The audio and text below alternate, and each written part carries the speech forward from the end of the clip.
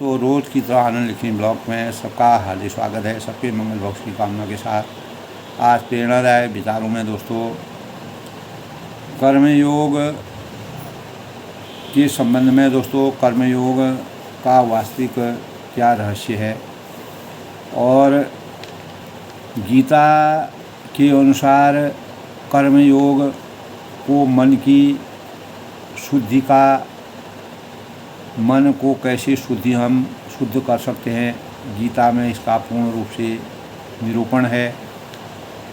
और कर्मयोग दोस्तों यानी कर्म में लीन होना, कर्म ही जीवन का सार है। और योग कर्मों में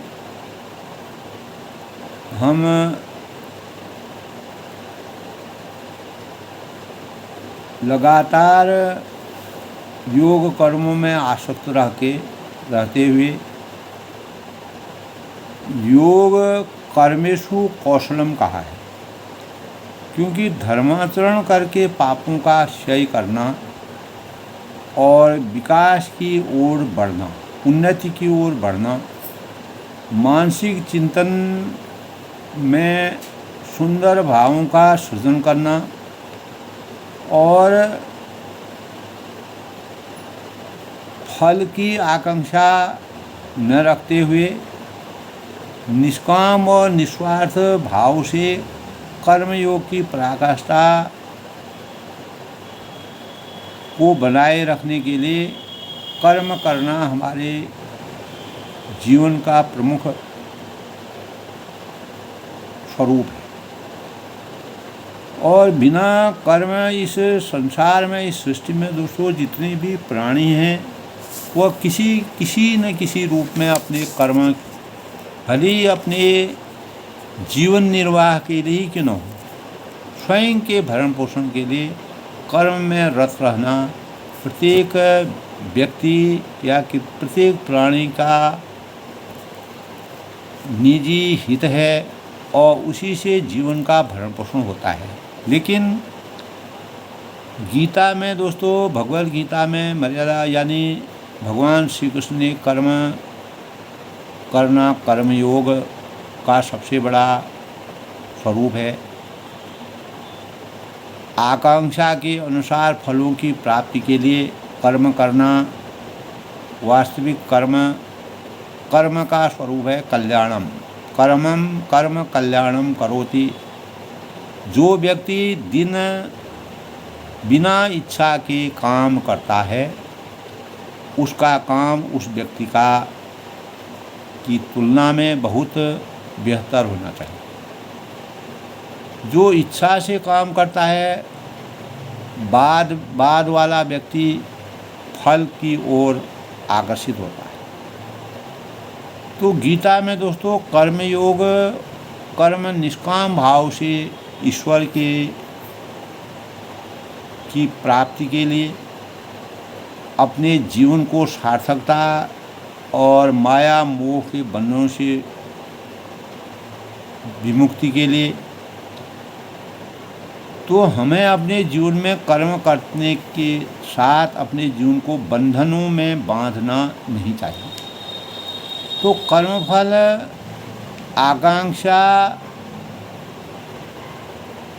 आसक्तियों से रहित हो और ईश्वर के लिए कर्म करना वास्तविक रूप कर्मयोग का माना गया है।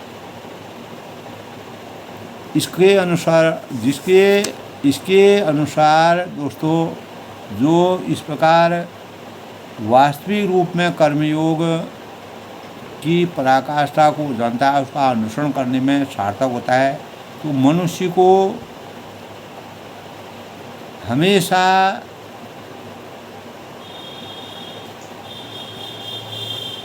वास्तविक भावों का सृजन उसके अंतःकरण में विराजमान होता है। भूत भविष्य और वर्तमान में की गई जो क्रियाएं हैं, योग जगत में कर्म 3 प्रकार के माने गए हैं दोस्तों। कर्म योग, भक्ति योग और ज्ञान योग। और भगवद गीता में 3 शास्त्रीय आध्यात्मिक मार्ग कर्म का माना गया है। यही तीनों रास्ते जन्म मृत्यु के चक्र से हमको आत्मा को परमात्मा तक ले जाने में कामयाबी हासिल करते हैं। तो कर्मयोग यानी निष्काम भावों का संयोग है। जो व्यक्ति बिना इच्छा या बिना किसी स्वार्थ से निहित होकर के कर्म करता है, उसका काम उस व्यक्ति की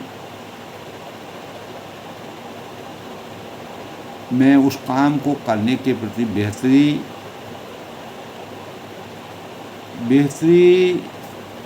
आत्मीयता का सृजन होता है। जो इच्छा से काम करते हैं तो वह 4 प्रकार के कर्मों से आसक्त रहते हैं। कर्तव्य है, अहंकार रहित है, आसक्ति रहित है और पुरस्कार रहित है। तो इस प्रकार के कर्मों से जीवन को हम उदात्त बने कर्मयोग की पराकाष्ठा को।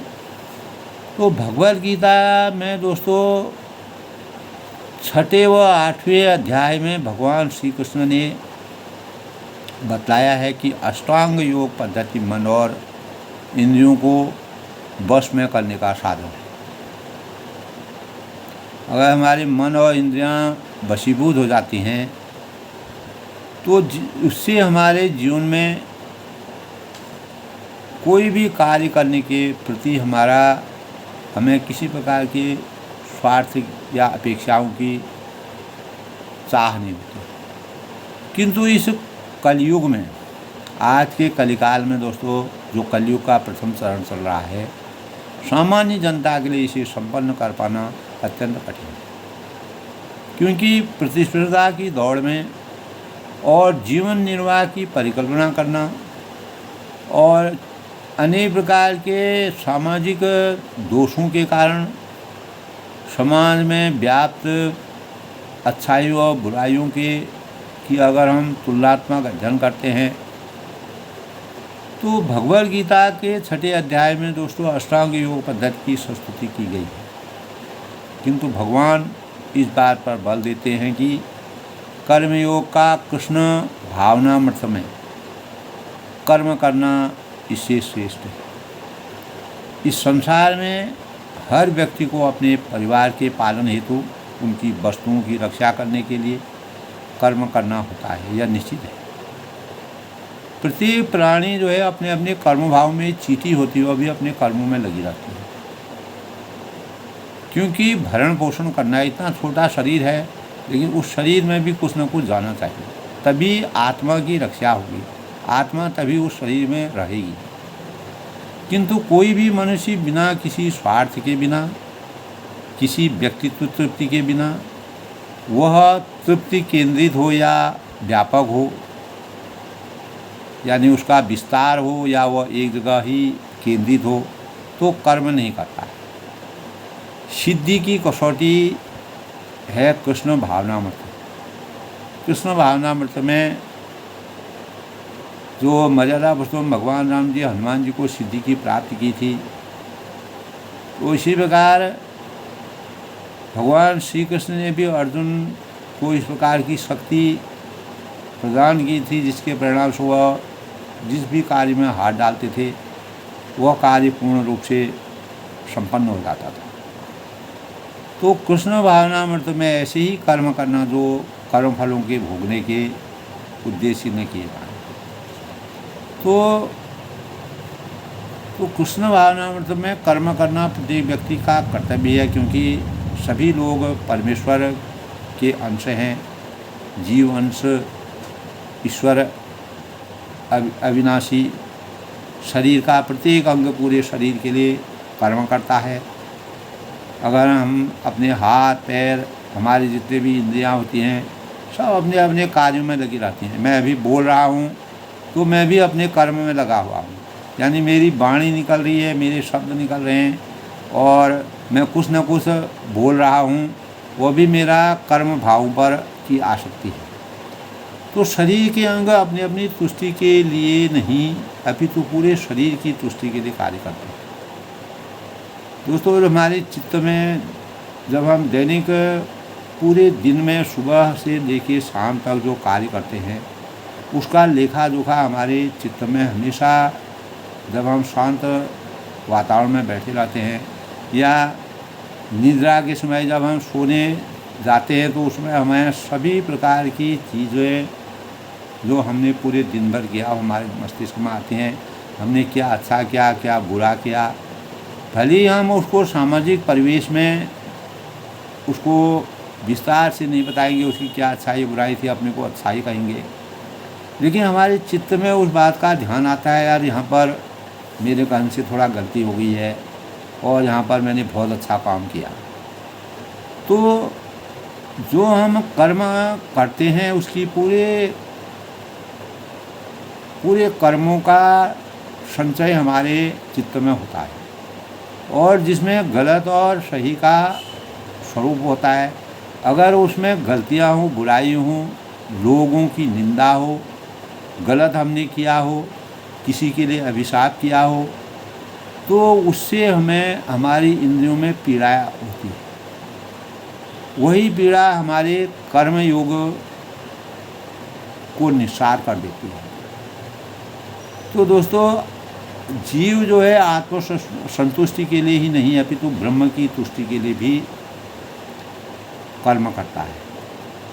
वही पूर्ण सन्यासी या पूर्ण योगी है, जो भगवद गीता के 6वें अध्याय में दोस्तों यही कहा गया है कि सांख्य योग के विषय में यह बात है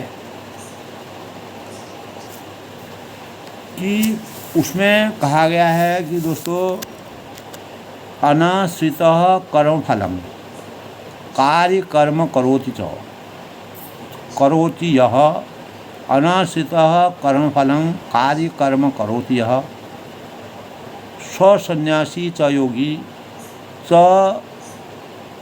निर्विघ्नं सक्रिय। यानी जो पुरुष अनाश्रित कर्मफलम, जो पुरुष अपने कर्मफल के प्रति अनासक्त है, कर्म करोति यः, और जो अपने कर्तव्य का पालन करता है, पूर्ण रूप से निष्ठावान है, वही असली सन्यासी, सह सन्यासी। च योगी, और असली योगी भी वही है। निर्विघ्नं च सक्रिय, वह नहीं जो कि अग्नि जलाता है और न कर्म करता है। यानी जो न तो अग्नि जलाता है न कर्म करता है, तो वह असली सन्यासी भी नहीं है, वह योगी भी नहीं। तो कभी कभी दोस्तों, हम अपने जीवन में जब सन्यासी गण अनुचित रीति से यह सोच बैठते हैं कि वे समस्त इस भौतिक कार्यों से मुक्त हो चुके हैं, इसीलिए उन्हें अब अग्निहोत्र यज्ञ करने की कोई आवश्यकता नहीं है, यह उनकी भूल है। क्योंकि शुद्धि के लिए हर व्यक्ति को कुछ न कुछ यज्ञ संपन्न करने की आवश्यकता है।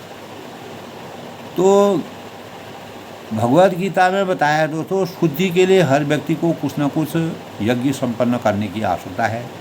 शुद्धि के लिए हर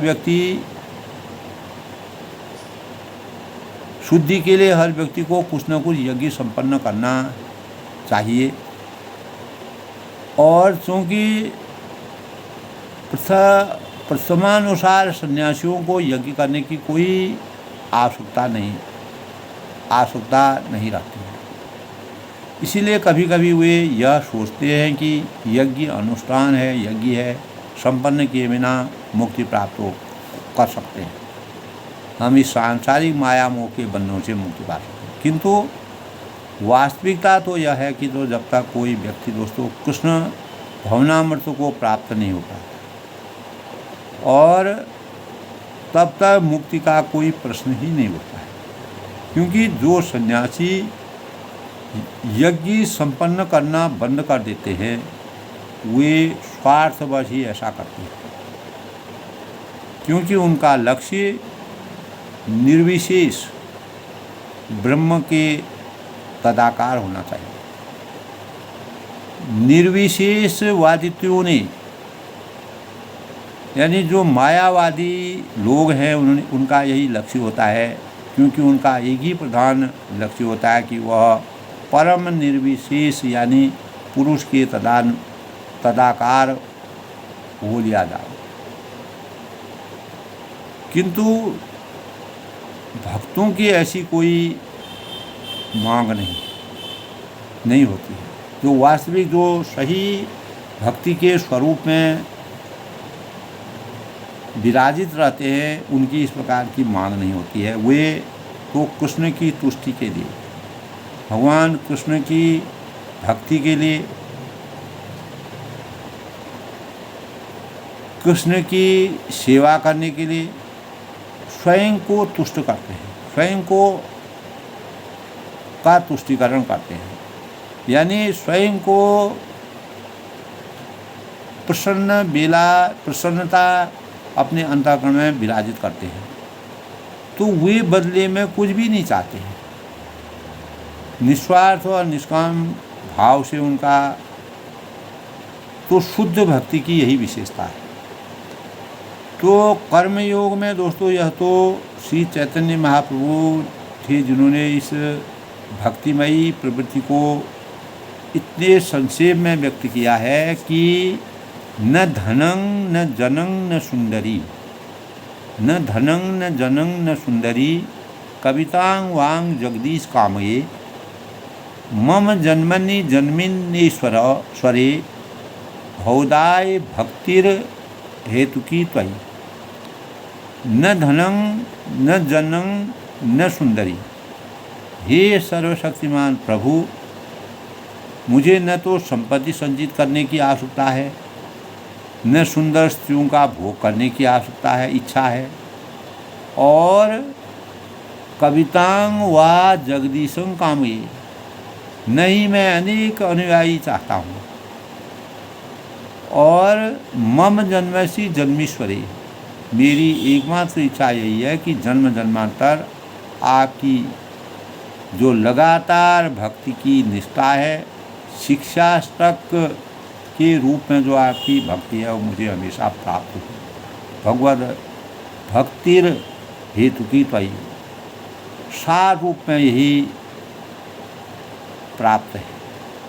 तो भक्ति योग पद्धति में दोस्तों शुद्ध भक्ति के प्रति उन्मुखता के अनेक उदाहरण हमारे सामने विद्यमान हैं। तो भगवद गीता में भी इस प्रकार का वर्णन है। एक बार भगवान नरसिंह देव ने प्रहलाद महाराज से कहा कि हे बालक, तुम्हें मेरे कारण बहुत कष्ट उठाना पड़ रहा है, तुम जो चाहो सो मांगो। तो शुद्ध भक्त होने के कारण प्रहलाद महाराज ने कुछ भी मांगने से इनकार कर दिया। उन्होंने कहा कि हे प्रभु, मैं आपसे कोई मोल तोल नहीं कर रहा हूँ, मैं अपनी सेवा का कोई भी पारिश्रमिक स्वीकार नहीं करना चाहता हूँ। तो निष्काम निस्वार्थता यहीं पर है दोस्तों। यह है कि शुद्धि भक्ति के प्रति उन्मुखता, यानी यही शुद्धि भक्ति के प्रति वास्तविक उन्मुखता है। जो शुद्धि भक्ति की प्राप्ति करना चाहते हैं, वही तब उन्होंने कहा कि आपसे मैं कोई मोल तोल नहीं कर रहा हूँ, मैं अपनी सेवा का कोई भी पारिश्रमिक स्वीकार नहीं करूँगा, कोई भी मुझे प्रशंसा की आवश्यकता नहीं है, कोई मुझे उपहार नहीं चाहिए, कोई मुझे पारिश्रमिक नहीं चाहिए। यह है शुद्धि भक्ति के प्रति विमुखता, उन्मुक्तता।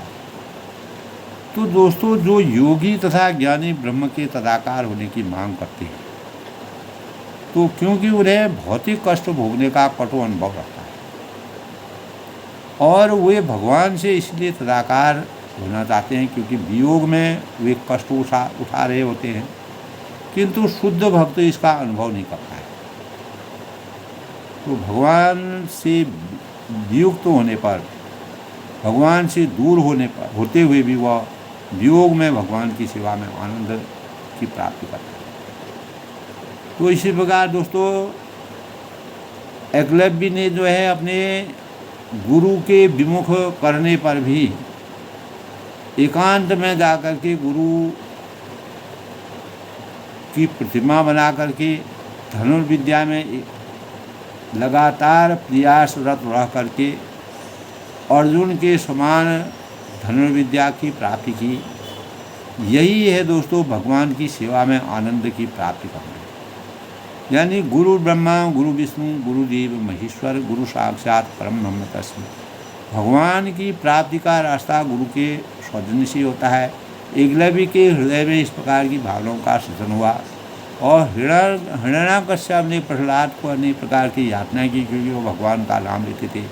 और जहाँ एक और वह हिरण्याकश्यप नास्तिक, पूर्ण रूप से नास्तिक थे, भगवानों से अश्रद्धा उनके अंतर में थी, वहीं उनका जो पुत्र पैदा हुआ प्रहलाद, वह ज्ञान की पिपासा और जन्म से ही उसमें ज्ञान की आसक्ति थी, जिसके परिणाम स्वरूप उसने अनेक प्रकार की यातनाएं अपने पारिवारिक माहौल में प्राप्त की, लेकिन भगवान की वास्तविक शक्ति को नहीं छोड़ा, जिसके परिणाम स्वरूप उनका भगवान ने उनको हमेशा के जन्म मृत्यु के बंधन से अलग किया और ज्ञान का संचार और एक भक्त के रूप में वह परिमार्जित हुए।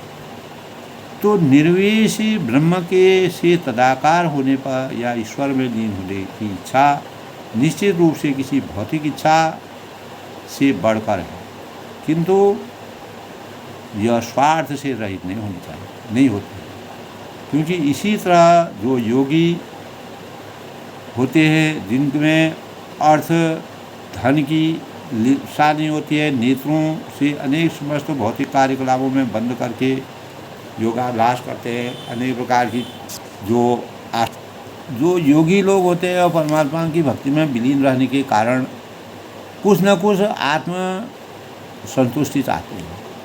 ऐसे योगी भौतिक शक्ति के इच्छुक होते हैं और योग सिद्धि की उनकी धारणा यही होती है। वास्तव में यह योग की सिद्धि नहीं, अभी तो भौतिकवादिता की विधि है। यानी भौतिक सांसारिक कितने आज भी दोस्तों कली युग में भी अनेक प्रकार के लोग योग साधना के माध्यम से अपार धन को इकट्ठा करके और निधि करके साम्राज्यवाद की प्रवंचना करते हैं, धन जुटाते रहते हैं और वास्तव में देखा जाए कि वह भौतिकवादिता से पूर्ण रूप से लिप्त, भौतिकवादिता में पूर्ण से लिप्त हो जाए। तो कर्म योग में दोस्तों ये सब चीज़ें परमात्मा की नज़र में सही समीक्षा नहीं है। यदि कोई व्यक्ति योग के विधि विधानों का अभ्यास करता है तो वह 8 प्रकार की सिद्धियां प्राप्त कर सकता है, जिसके हनुमान जी ने अष्ट सिद्धि नवनीत की दाता। वह रुई के पाहे से भी हल्का बन सकता है। इतना मतलब सरल सादा जीवन उच्च विचार की पराकाष्ठा को प्राप्त कर सकता है। तो वह विशाल पत्थर से भी भारी बन सकता है। वह जो भी चाहे तुरंत प्राप्त कर सकता है। कभी कभी दोस्तों वह लोक की उत्पत्ति तक कर सकता है। यद्यपि ऐसे शक्तिशाली योगी अत्यंत दुर्लभ हैं, कहीं मिलते नहीं हैं।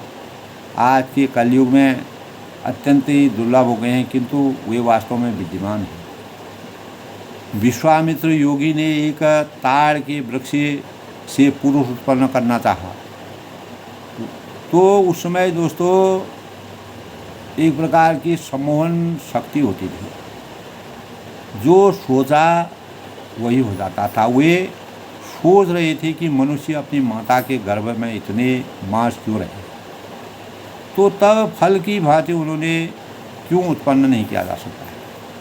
तो यह सोचते हुए उन्होंने नारियों जैसे मनुष्य को उत्पन्न कर दिया, और वह सोचते हुए उन्होंने नारियों जैसे मनुष्य को उत्पन्न किया। तो कभी कभी योगी इतने शक्तिशाली हो जाते हैं, वे ऐसे ऐसे संपन्नता उत्पन्न कर देते हैं, किंतु वे सारी भौतिक शक्तियाँ हैं। अंततोगता ऐसे योगी विभिन्न यानी ऐसे योगी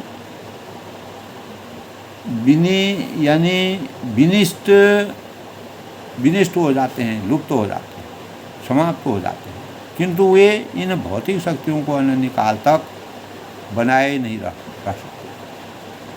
भक्ति योगी ऐसी शक्तियों में रुचि नहीं रखते। जो परमात्मा की वास्तविक भक्ति में जिनका चिंतन लगा रहता है, तो वह इस भक्ति में जो है अपनी रुचि नहीं रखते हैं। तो कृष्ण भवनामृत में दोस्तों कर्म करते हुए भक्ति योगी निस्वार्थ भाव पूर्ण तुष्टि के लिए कर्म करता है।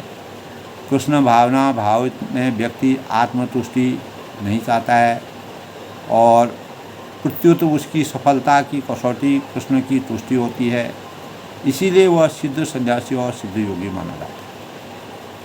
तो शुद्ध भक्ति मोक्ष तक को नहीं चाहता है, और मोक्षवादी पुनर्जन्म से बचना चाहते हैं, जो इनको हमेशा के लिए मोक्ष मिल जाती है।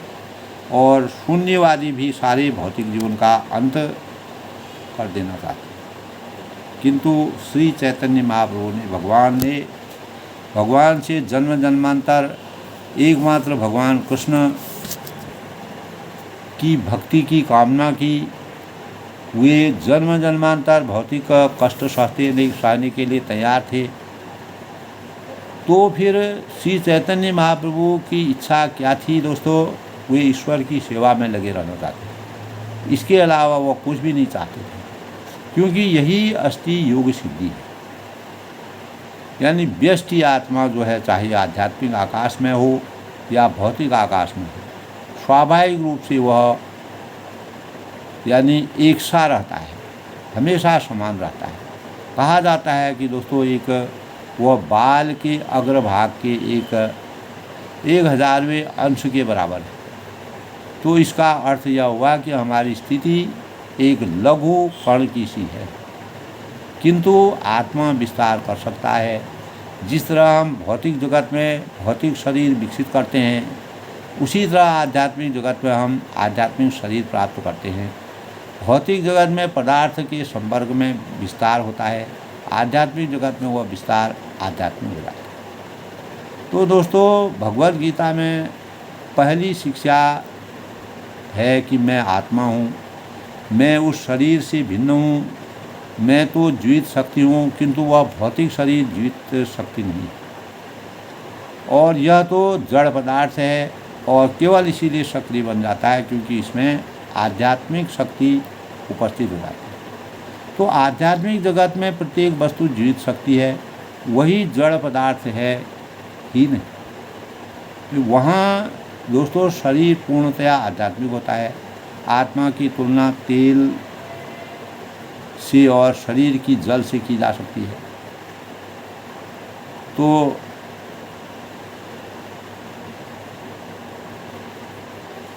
तेल जल में होता है, उसमें अंतर होता है, और वह अंतर सदैव बना रहता है। और आध्यात्मिक आकाश में जल में तेल के स्थित होने का प्रश्न ही नहीं हो सकता है, क्योंकि वहाँ हर वस्तु आत्मा है।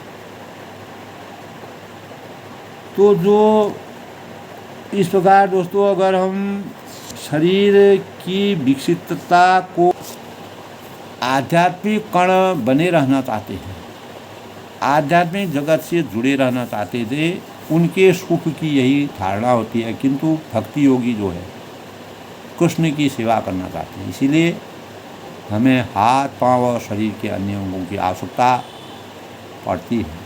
निसंदेह ही ये अंग हमें कृष्ण की सेवा करने के लिए प्राप्त होते हैं। जिस तरह हम अपनी माता के गर्भ में अपने शरीर का विकास करते हैं, उसी तरह आध्यात्मिक जगत में हम आध्यात्मिक शरीर विकसित कर सकते हैं।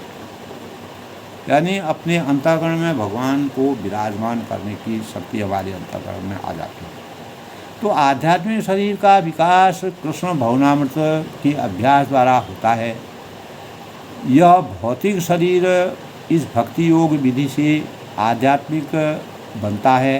यदि हम लोहे को आग में रखें तो लोहा इतना गर्म हो जाता है कि वह भी अग्निवत हो जाता है, जैसी अग्नि होती है उसी प्रकार वो भी अग्नि बन जाता है। तो जब लोहा लाल हो जाता है, उसमें लालम्यता आ जाती है, तो उसमें अग्नि के सारे गुण प्रवाहित हो जाते हैं।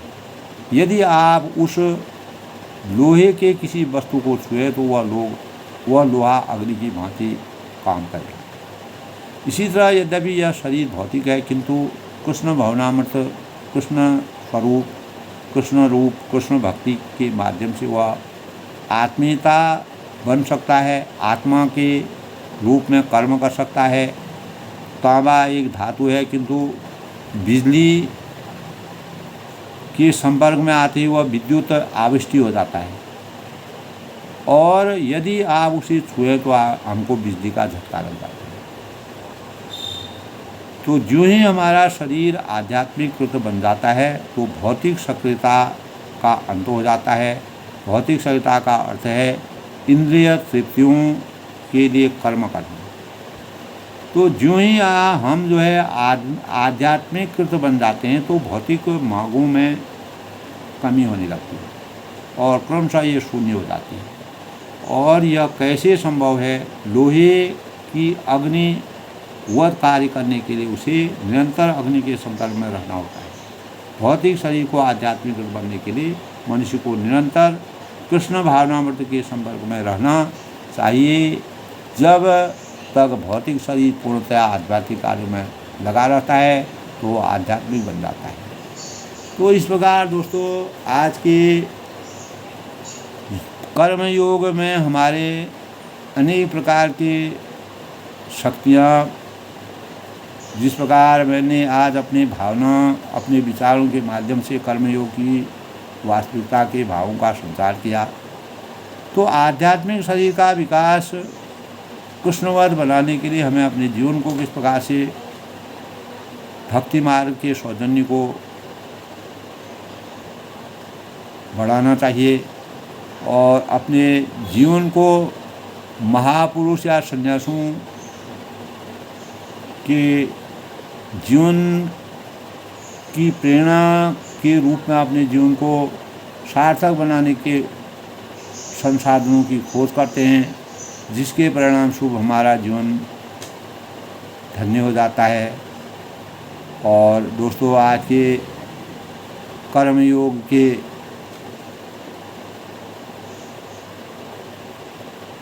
प्रेरणादायक विचारों में मैंने अपने भावों के अनुसार